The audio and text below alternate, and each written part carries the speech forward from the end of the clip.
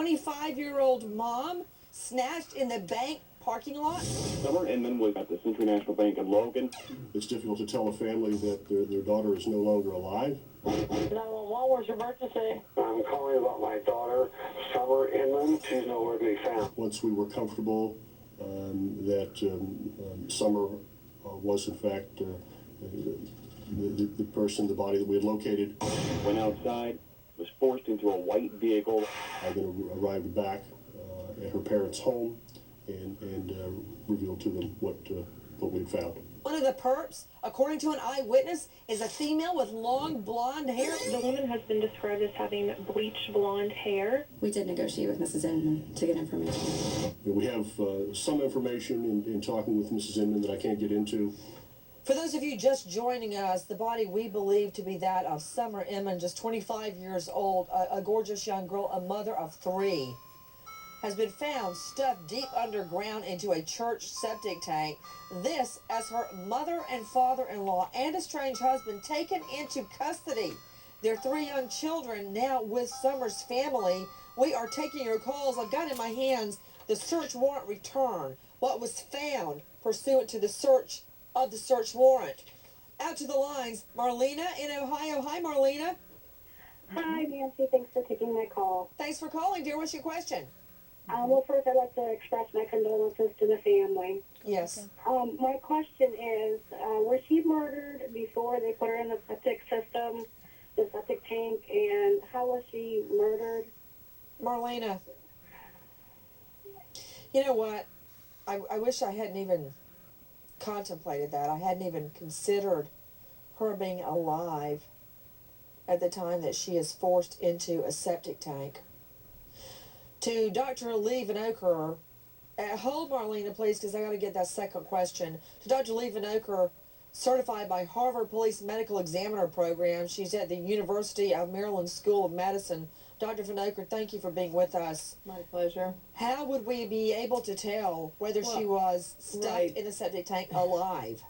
Well, there are post-mortem intervals from the time of death, and until the autopsy results come out, we won't know. But they said that they felt that she had been, you had reported that she had been killed and then put into the septic tank pretty much after that amount of time. And it's usually by the amount of decomposition and a bunch of tests that they can do. But they until the autopsy results come out. But since they were cleaning the vehicle so many times, I mean, one would presume that she was murdered and then put into the septic. I would think that too, but they may have been cleaning for trace evidence like hair or fibers from what she was wearing that night. Maybe she got injured during a struggle but not killed. I'm guessing that the way they would determine whether she was alive at the time she was stuffed into the septic tank was if she had septic brine in her lungs from breathing it in. Yeah, but I mean, it's not a septic tank. It's not completely filled with solution and waste, and so it would depend how far that they had pushed her down and what they did. And they can tell, you know, if she had been in the car before, there is ways to tell if there's blood stain dating, so you can tell if blood was there from before because she had been in the car, or if this was recent blood, and they're going to examine all that, but it usually makes more sense. Unleash your lawyers, Peter Ellikin, defense attorney out of Boston. I believe I posted on a mini video that she was strangled and her hands were tied. Her hands were tied. I'm not sure with what. Zip ties, maybe. Lawyer out of Seattle, Ann Brimner, it seems to me that that would also be an aggravating circumstance. If they put her down in the septic tank alive, that would qualify as a heinous murder in my book. This isn't your Saturday night special where you get shot over somebody else at a bar. No, it's like deliberate depravity, and you have in most states that had the death penalty that is kind of encompassing these kinds of cases, that there's a special place in hell for people that would kill somebody, put him alive in a septic tank or anywhere like that and kill him. And so you're absolutely right, Nancy, as usual. What about, I don't know if I'm buying that as usual thing, smiley face. Yeah. Okay, Peter Ellikin, what about it? Yeah, I agree. If it was essentially a torture death, I mean, that would certainly be an aggravating circumstance in addition to the kidnapping. So you really are facing about the worst possible case against you as a defendant that I could possibly imagine. I do not envy the here's defense another counsel thing. here. Back to you, Sergeant Thomas Rich. Okay, take a look at the big picture, Sergeant.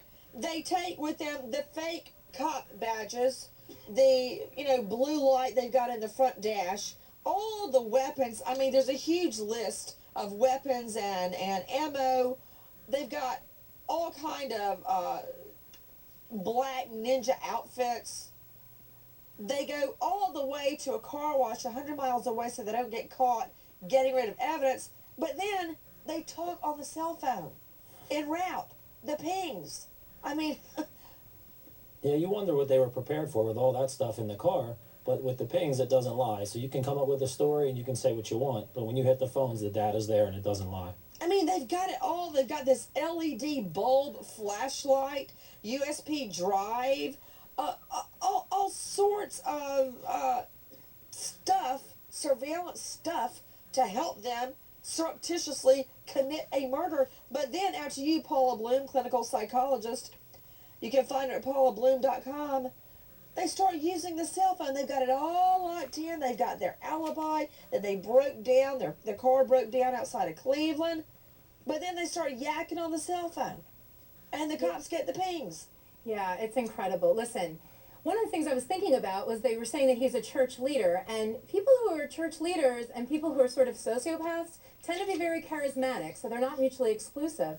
The other thing here is basically when there's a custody situation, that's one of the highest risk places that you can be in. But what's amazing to me, I was very moved by Jewel, what she was talking about, a woman losing her voice. Summer had the courage to get out, and she was trying to get out. Unfortunately, this is what happened. But for anybody out there, any women out there in abusive relationships, when they tell you, I'm going to kill you if you ever try to take our kids, Summer was right.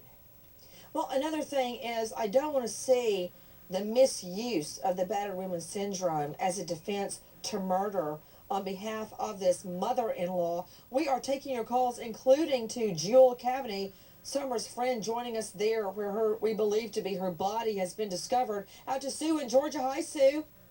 Hey, Nancy. Hi, dear. What's your question? Jenny and Eric's mother. You met us in St. Simon's. How are you?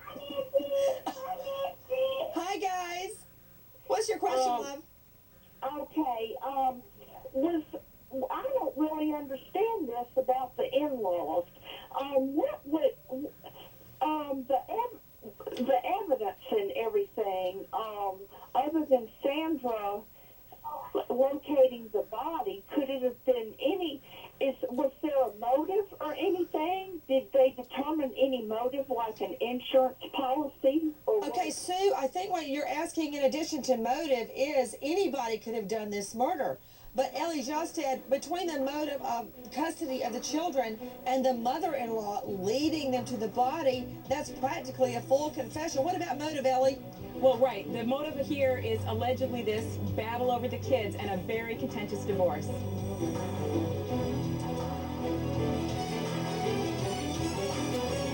It brings your best minds